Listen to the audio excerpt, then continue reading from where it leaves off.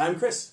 And we are going to talk about what we wrote about on NewTeeVee this week and hopefully bring the discussion a little bit further. Yeah, well, there have been a lot that's happened this week on NewTeeVee. A lot of stuff we've written about. Surprising, I think everybody was cramming in their news for the last month of July, the last week in July before everyone went on vacation for August. Right, it's our last chance to talk about something interesting. It's just going to be us sitting here like this quietly for the next 4 weeks.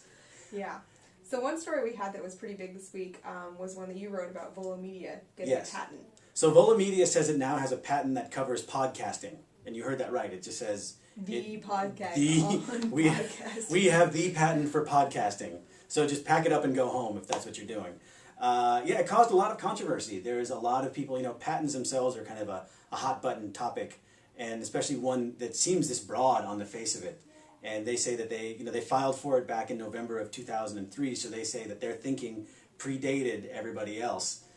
So I don't know if it'll pass muster or what they're going to do with it, but it's still interesting nonetheless. It's a pretty ballsy move for a company to go, hey, we've got the patent on podcasting. Right.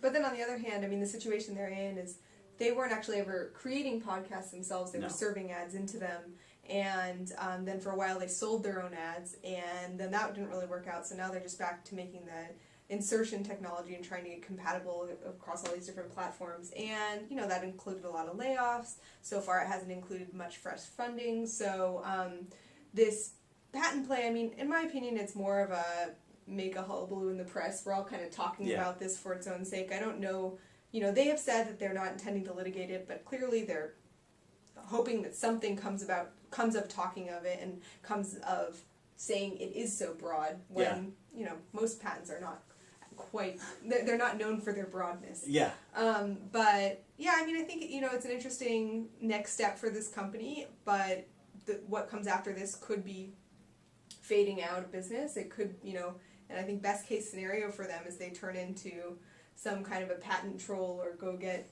into someone's portfolio. I mean, really, it's not that awesome to say. Yeah. By the way, we own this thing that was kind of a fad. That's not really, it's not like they've suddenly discovered, as in some more well-known patent cases, that they,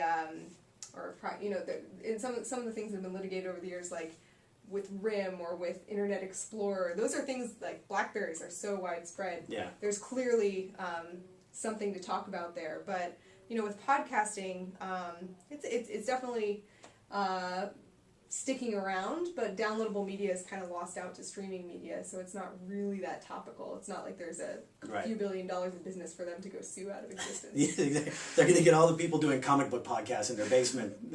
Actually, they're not going after creators. I should make that clear. Right. But it's funny. Or anyone. They haven't said their. Yeah. Well, they were kind of hey, we don't want to talk about it, but Right.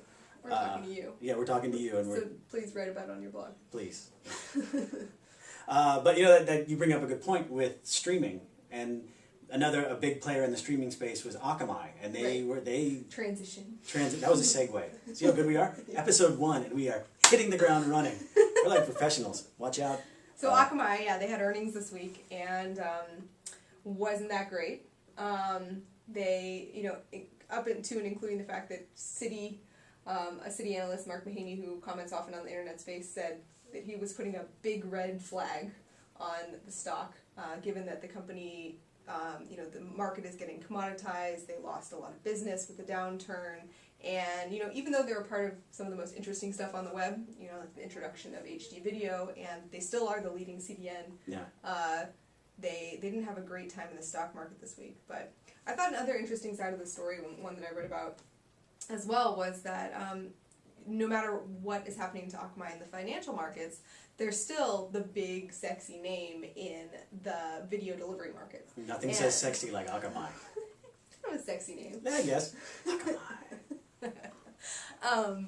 And so I talked to the startup Delve Networks, which does white label video, like many other startups we write about. Yeah. Ico, Udala, the list goes on. every other startup we write Flicks, about. everything. Right, It goes on and on. And they were really excited to say that they had struck a strategic partnership with Akamai, in which Akamai would be helping recommend them to people who needed, a little more help with their video. Delve does things like they have a cool search technology that helps you index and attach metadata to your videos. And I went over to Akamai and I said, so how important is this Delve deal? They said it was pretty huge. And Akamai's like, oh, no. We have lots of these partners. Delve who? Right. I mean... Who's y'all what in the who now? You know, to be sure, the people I talked about, the people that I talked to about the deal were in marketing. Yeah. Oh. And the people that they talked to about doing the deal were more in sales. So maybe there was a disconnect somewhere at Akamai, but regardless, don't defend them. Regardless, startups want to brag about their deals. Startups clearly want to be.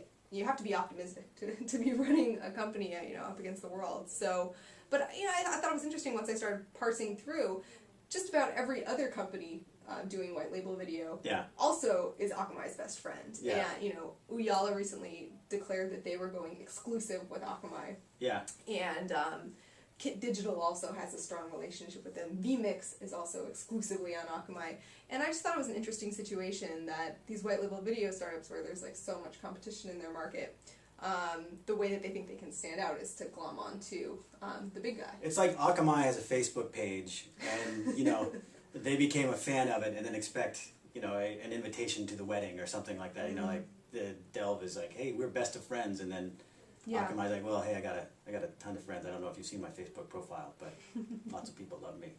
So that's interesting. The CDN space is certainly going through. It's kind of hot right now almost. There's a lot of talk in there. I seem to feel like we're talking about CDNs a lot new lately on NewTeeVee. It's true, and cloud, different elastic payment through cloud computing options. I mean, there's a lot of video delivery stuff. New types of servers we've been writing about. That's where the action is because the consumption is just going up. So yeah, that's true. The infrastructure remains important, and I think Akamai matters. It's just it is a hard business that they've chosen because their CDN business is competitive as well. Yeah. Well, that takes care of the business side of things for the week. We had kind of a fun story on NewTeeVee as well, and that was the JK wedding video, which has taken the internet by storm. Well, kind of a storm. It's certainly racked up. I think it's 12 million plays. At least by now, yeah. Yeah, but it's probably more than that by now. Someone passed it to me today. It was like a faux pas. Yeah. That's so 3 days ago. Who was it that said if a video has more than 500,000 plays, don't forward? Yeah. Because by that point, everybody has seen it. So that's your tip for today. Don't say you didn't learn anything here at the inaugural NewTeeVee show. Oh, we were stopping virality everywhere. Yes, we're putting a stop to this. Do not. But, tell us a little bit about the JK video. Sure. Well, I found it amusing, and I do happen to be getting married soon, so when I first saw it, I thought it was particularly relevant to me, but not maybe everyone else. But it turned out that the video, which consisted of a wedding party entering a church while rocking out, was actually something that made gave a lot of people a smile on their face. I was because when I saw it, I was like, okay, but a lot of people are like, it'll put a smile on your face and it'll bring you joy, and I was like, summer doldrums, down economy, I guess, whatever you want to call it.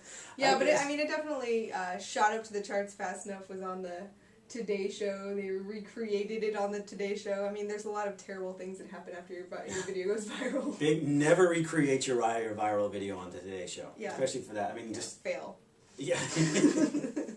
Because what I don't get, and the big thing that's a mystery to me is just that they recreated the dance, but it's not like the dance was all that choreographed. No.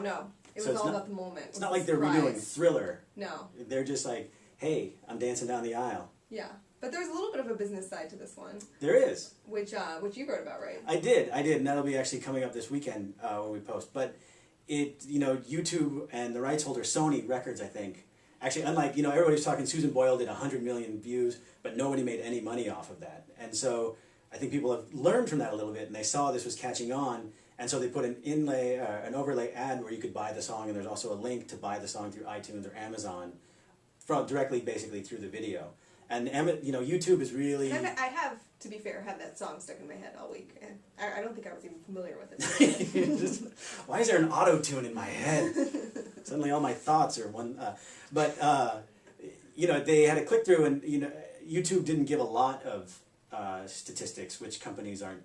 Right, yeah, YouTube bragged about this. They were really psyched that this was an example of monetization, but they didn't actually tell us about the money. Yeah. Hey, monetization, over here. Hey, everybody.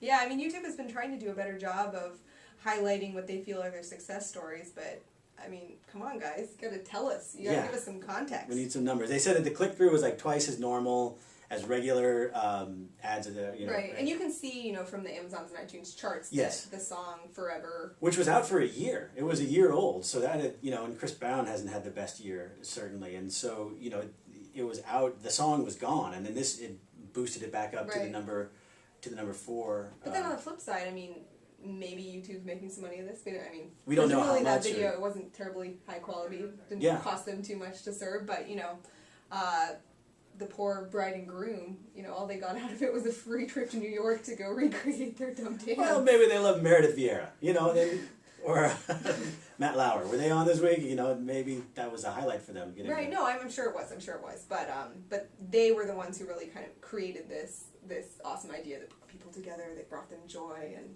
now let me ask you this, because your wedding is coming up. What would you ever turn? Let's say that somebody shot something at your wedding. I'm not saying that I'll have my flip camera, but and then it kind of became. It kind of became. You thought it was kind of neat. Would you ever try to make it? I wouldn't even say try to make it a viral video, but would you? What would you? I'm trying to think of how the best way to would you make it a viral? Would you put it out to the public? Well, or if it became viral, what would you think? This particular video was.